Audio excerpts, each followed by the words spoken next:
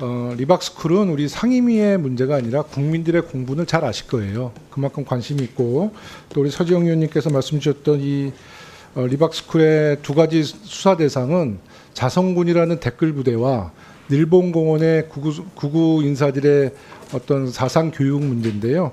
말씀 주시는 것처럼 필요하시다면 우리 양 간사님들이 다음 상임위는 행안이랑 연석 상임위를 열어서 두 가지 문제를 다 한번 파헤쳐 봤으면 좋겠다는 말씀을 드리겠습니다. 네, 말씀 주세요. 행안이랑 공동으로 이 문제에 대해서 다루게 된다면 저는 반드시 김경수 전 네. 경남지사 그것도 그리고 간사님들께서 더불어민주당의 경선 후보였던 김경숙 씨를 꼭 모셔와서 네, 네, 네. 이 자리에서 알겠습니다. 뭐 증인으로 오시든지 참고인으로 오시든지 꼭 네. 출석하셔서 전문가의 의견을 청취할 수 있는 네. 자리를 마련해 주십시오. 하여튼 뭐 제안 주십시오. 네, 네. 지금 아무런 관련이 없는 김경수 전 지사를 얘기하시는데 사실 댓글에 원조하면 MB 정부의 국정원 댓글 사건 아니겠습니까? 그러면 또 이렇게 하시죠. 김경수 지사 부를 거면 이명박 대통령도 부르고 원세훈도 부르고 그렇게 해서 한번 해보시죠. 그리고 귀당에서 지금 이 문제와 같이 연관돼 있다라고 생각하시는 분이 교육위에도 계시는데 같이 증인으로 채택해서 한번 해보시죠. 그러니까 어느 정도 이렇게 도를 넘지는 말아주시고요. 예. 도를 넘지 마시고 오늘은 저는 사실 이 말씀을 좀 드릴게요. 이제 정권은 바뀌었고 이제 야당이었던 우리 더불어민주당이 이제 여당이 되셨고 또 여당이었던 국민의힘이 이제 야당이 됐으니까 서로가 좀 아픔도 있고 상처도 있고 그러니까 오늘만큼은 조금 서로가 서로를 좀 존중하면서 상임위가 운영됐으면 좋겠다라는 제안의 말씀을 좀 드리겠습니다. 네, 다음은 정성국 의원님 계시죠? 네, 정성국 백승하 의원님이시군요. 예, 백승하 의원님 질의해 주십시오. 예, 리박스쿨 댓글 조작과 극우교육 늘봄학교 침투 의혹에 대해서 저도 질의하겠습니다. 차관님, 리박스쿨에서 진행한 아이들 역사교육 내용 본 적 있으신가요? 저기 따로 보지는 않았습니다. 예, 제가 몇 가지 충격적인 장면들만 좀 가지고 왔습니다. 틀어주세요.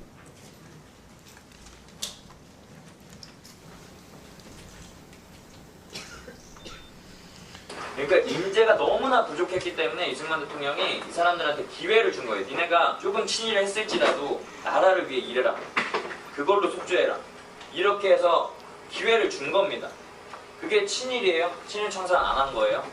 이승만 대통령의 선택이 옳았다라는 증거가 됩니다. 이해가 되시죠? 대한민국 건국은 이승만 대통령의 인맥으로 됐다. 이승만 대통령의 인맥으로 사실상 이승만 대통령 혼자 한 거예요, 독립은 거의. 3.15 선거는 왜 부정선거가 됐을까요? 왜 부정을 일으킬 수밖에 없었을까? 4번. 맞습니다. 답은 4번입니다. 이기붕 후보의 당선이 불안해서 부정을 저질렀습니다. 예, 차관님, 리박스쿨 역사교육 내용 동의하시나요? 동의할 수 없습니다. 예, 리박스쿨 역사 내용 보면 친일파 옹호하고 우리 독립운동가의 헌신 깎아내리고 이승만, 박정희 찬양하고 심지어 지금 부정선거까지 옹호하고 있습니다. 딱 뉴라이트적 역사관을 가지고 있는 거죠.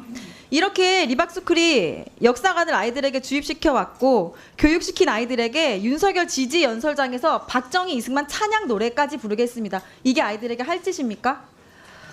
자, 문제는 이런 리박스쿨이 이 늘봄학교 강사 취직을 미끼로 해서 사람들에게 그릇된 역사관, 사회관 주입시킨 뒤에 늘봄학교로 이 사람들을 보내서 더 많은 아이들에게 왜곡된 역사를 가르치게 하고 심지어 이번 대통령 선거에서 이재명 후보 깎아내리고 김문수 후보 지지하는 댓글 부대로 활동하게 했다는 것입니다.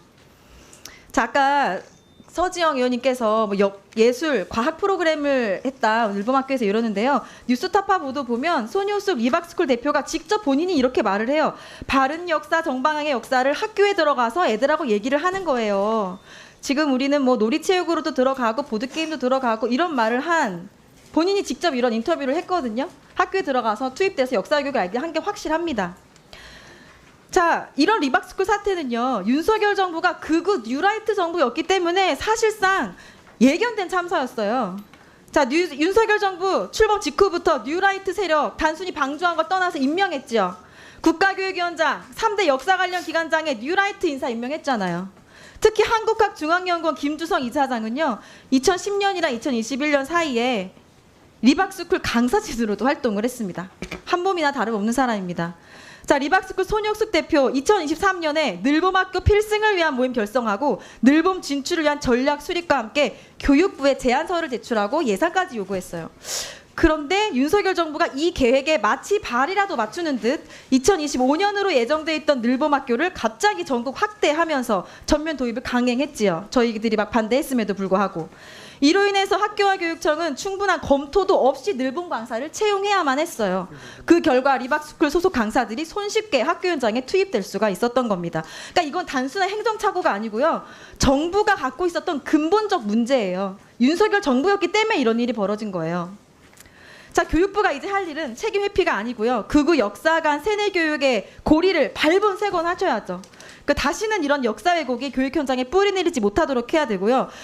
이주호 장관이 그 핵심 책임자로 나와서 사과하고 사태의 전말에 대해 밝혀야 되는데 오늘 불출석했어요. 책임 회피하고 직무 방기하고 저는 다시 한번 이에 대해서 강한 유감을 표합니다. 즉각 나와서 입장 밝힐 것을 다시 한번 요구합니다. 차관님, 이주호 장관이 늘봄 예산으로 극우 보수 돌봄 강사 만들고 댓글 부대 운영한 리박스쿨의 손효숙 대표 몰랐습니까? 네, 제가 확인한 사항을 좀 말씀을 드리겠습니다. 네. 일단 개인적으로는 모르는 분이라는 걸 제가 확인을 했고요. 그다음에 손 대표가 교육부의 정책 자문위원으로 참여하고 난 다음에 공식적인 회의를 통해서 앉는 것 이외에는 개인적인 인연이나 관계는 없는 것으로 명확하게 확인했습니다. 예. 근데 교육부 정책자문위의 규정을 보면요. 위원은 교육부 정책에 관한 학식과 경험이 풍부한 사람 중에서 장관이 위촉하도록 되어 있습니다. 장관이 직접 위촉하게 되어 있습니다. 근데 나는 모르는 사람이다. 자, 그렇다면 손효숙 대표를 어떤 경위와 사유로 위촉하게 된 거죠? 네, 제가 확인한 사항을 좀 정리해서 말씀을 드리겠습니다. 저희가 1기 교육정책자문위원회를 하고 난 다음에 2기 정책자문위원회를 출범을 시키면서 이제 다양한 분야의 전문가들을 좀 확대해서 해야 된다는 그런 요구가 있었고 시간이 없어서 네, 확대하는 네. 사이에 네. 그 각 분야별로 전문가들을 추천받았는데 그 중에 한 분이 이수정 교육부 확인하고 총리 있습니다. 정책 자문관 추천 맞습니까? 뭐 확인된 바로는 거기 교육계 맞습니까? 여러 가지 인사들 중에서 자문관이 추천한 것으로는 예, 확인했습니다. 이수정 교육부 총리 정책 자문관 추천이 맞습니다.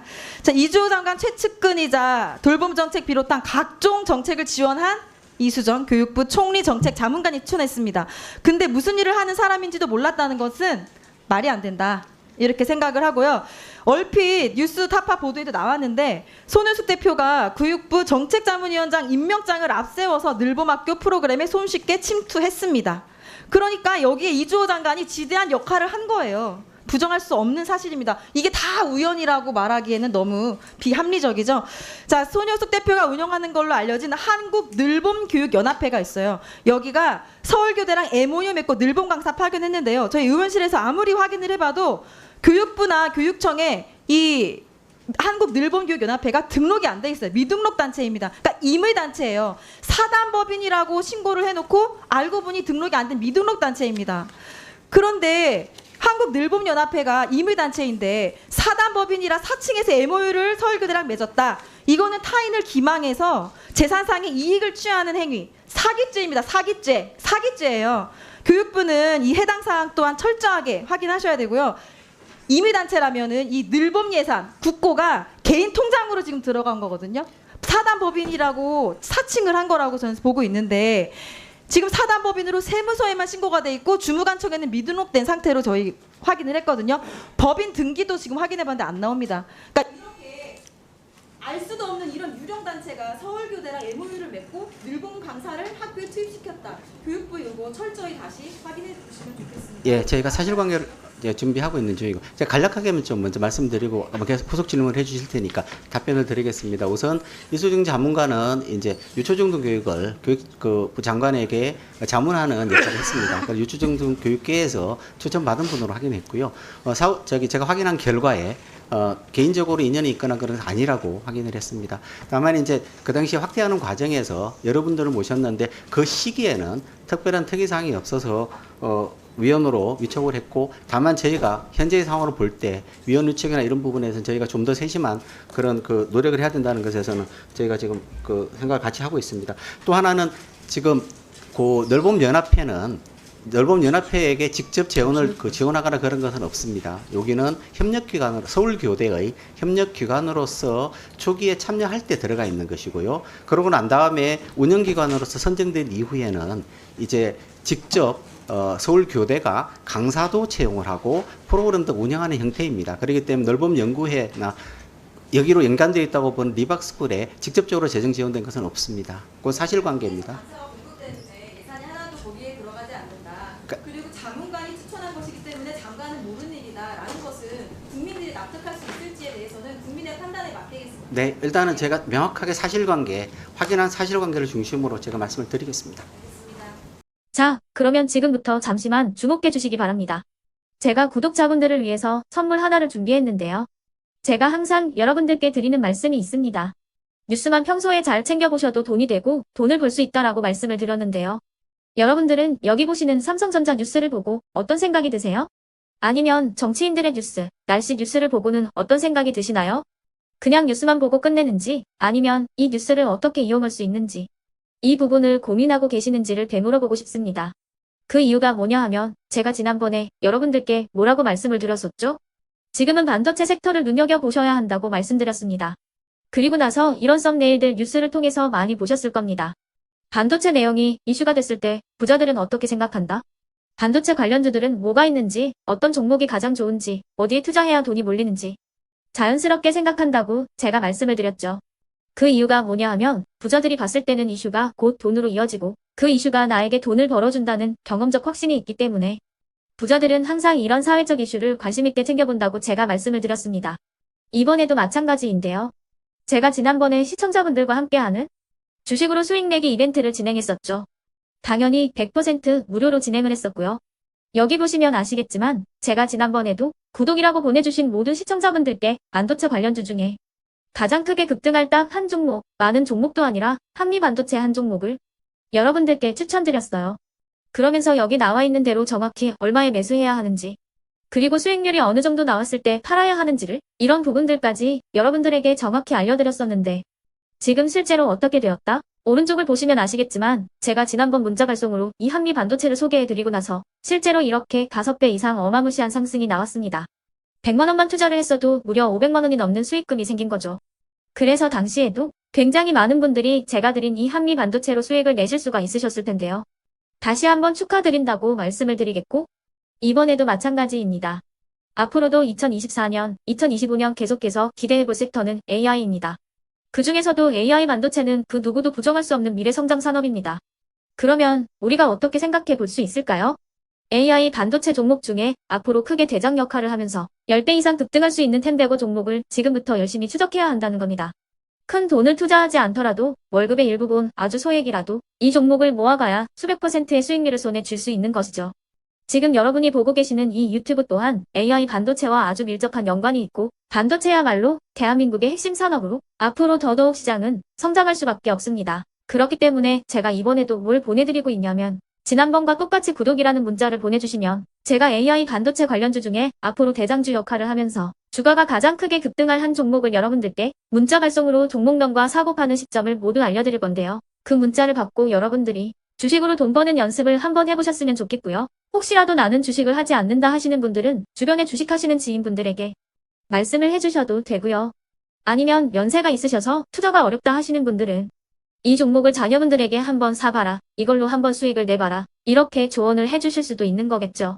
그래서 지금 이 영상을 보시는 시청자분들 중에 나도 이번 종목이 좀 궁금하다 하시는 분들은요. 누구나 상관없이 그리고 어느 시간대나 상관없이 부담 없이 010-2514-5930번으로 구독이라는 문자 보내주시면 제가 이번에도 똑같이 무료 추천 급등주 문자를 보내드리겠습니다. 이해되시겠죠?